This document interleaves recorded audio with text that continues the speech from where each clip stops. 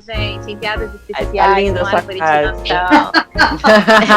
3, 2, 1.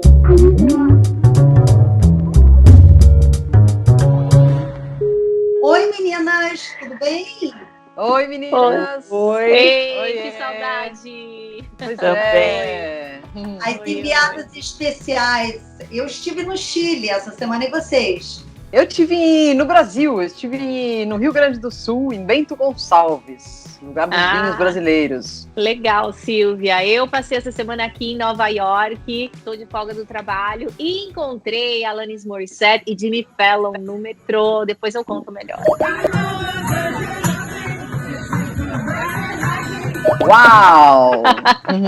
E você, Inveja boa, inveja boa. Eu passei a semana aqui em Buenos Aires, ralando muito, correndo atrás de políticos brasileiros que vieram aqui, de discurso de Alberto Fernandes e com tempo para yoga e para o alongamento. Muito bem! olha, no Chile não teve tempo para fazer nada, só manifestação, muita manifestação, uma atrás da outra.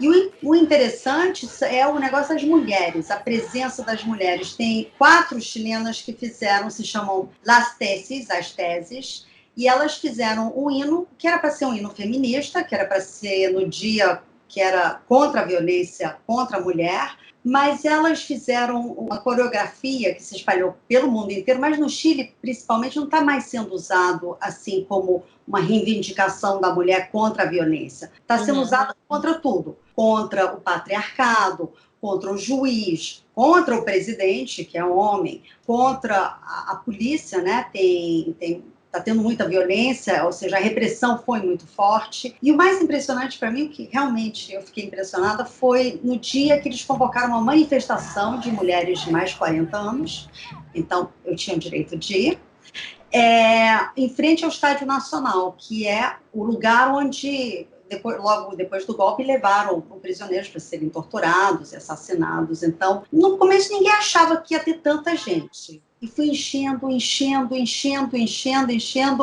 pararam todo o trânsito e foi muito impressionante ver aquelas mulheres todas, algumas até com artrose, umas de 80 anos, se agachando, fazendo, porque o movimento é esse, que é, inclusive, eles, uma das críticas que, quando prendiam as pessoas agora nesses últimos protestos, que estavam fazendo as mulheres tirar a roupa e fazer exercício de ginástica na frente dos policiais. Então, foi muito impressionante ver a coordenação dessas milhares de pessoas de todas as idades que se juntaram, todas tinham que usar o mesmo uniforme, roupa preta, e uma venda no olho. A gente levou meia para amarrar. É um símbolo até do que está acontecendo agora, que atiraram em muitas pessoas nos olhos, e tem mais de 200 pessoas com lesões oculares, inclusive uma mulher que perdeu os 2 olhos, não foi algo.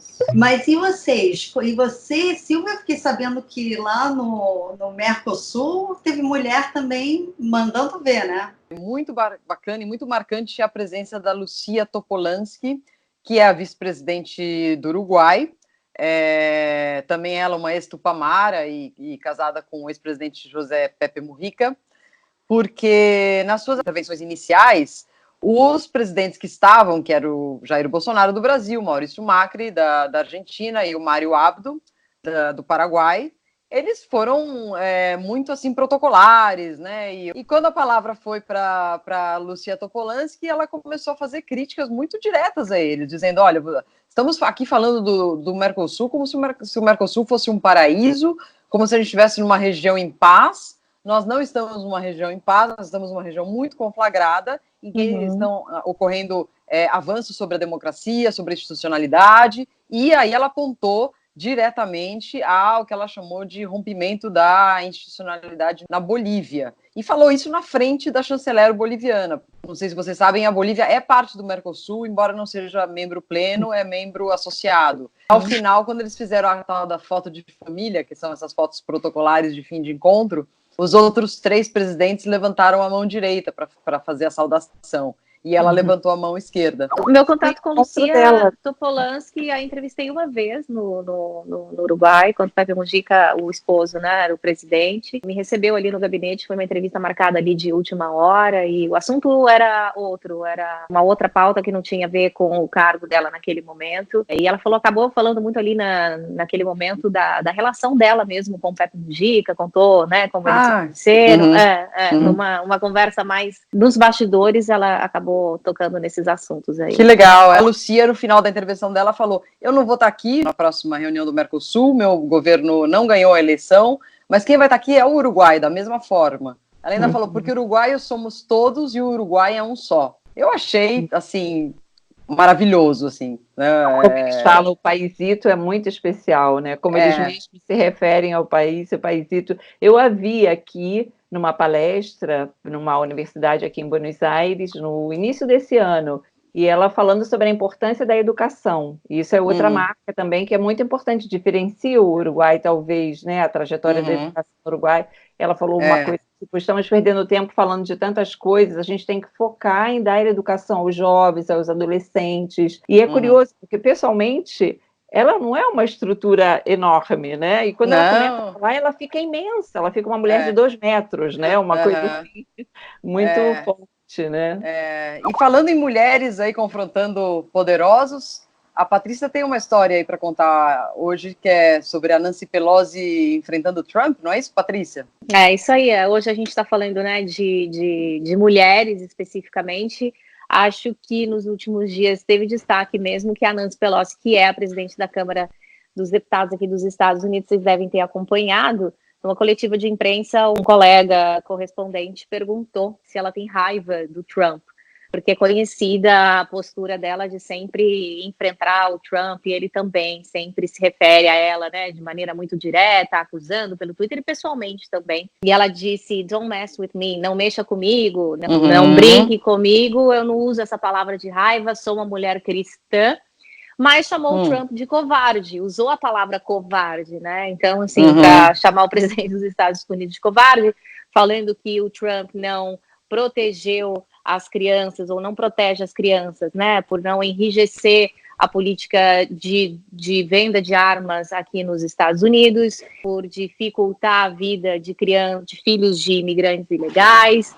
Então ela foi muito dura mesmo, acho que é uma expoente feminina que também tem essa postura, assim, rígida e fala ali de igual para igual com o Trump, né? Que a gente sabe que não tem papas na língua. E tem outras. E também esse tipo de situação tem um papel importante, né, Patrícia? Que é a questão do impeachment, né?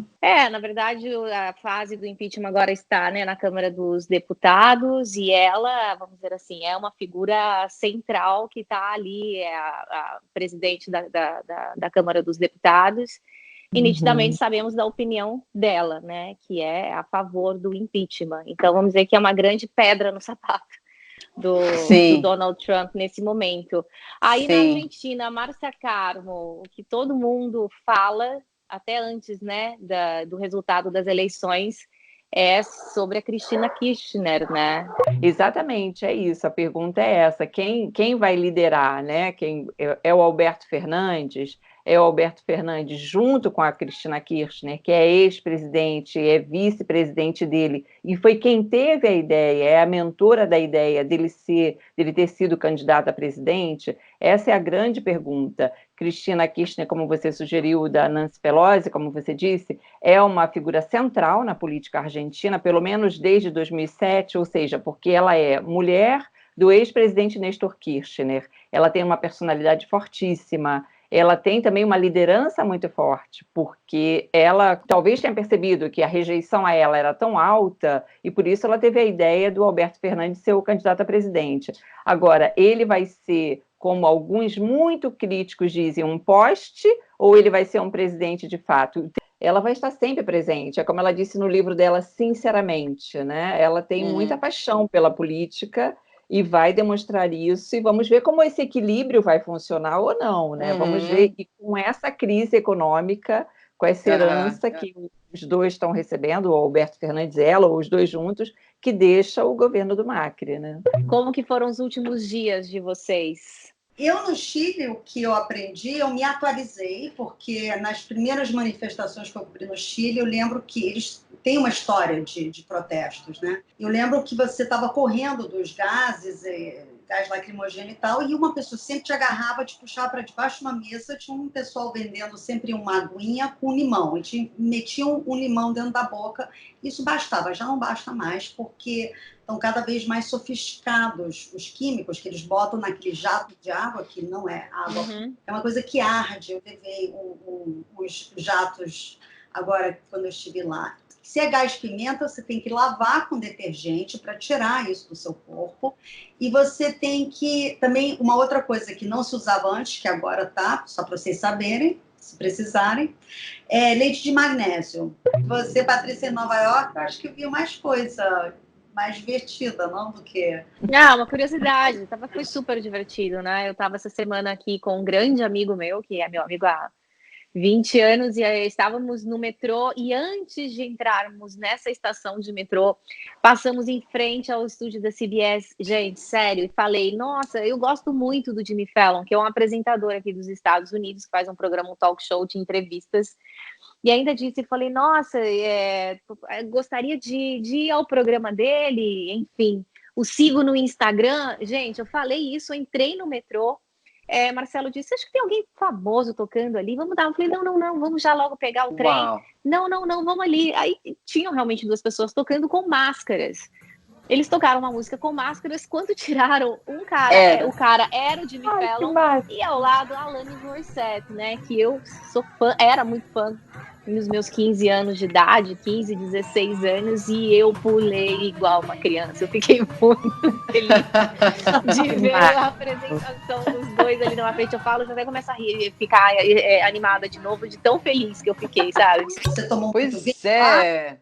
Você sabe que eu tinha, antes de ir para Bento Gonçalves, que foi essa cidade no Brasil que eu fui para cobrir a cúpula do Mercosul, antes de ir para lá eu tinha bastante preconceito com o vinho brasileiro, né? Achava que era muito inferior aos vinhos argentinos, chilenos e tudo mais. Eu até falei com amigos, assim, falei, olha, acho que vou tomar só uma cervejinha e olhe lá. Mas você, cobrindo esse evento, que ocorreu justamente numa região, a região dos vinhedos ali, e que tinha a intenção de promover o turismo local, era impossível escapar dos vinhos. Até na sala de imprensa, que foi armada dentro dos escritórios de uma vinícola importante de lá, tinha vinho para os jornalistas.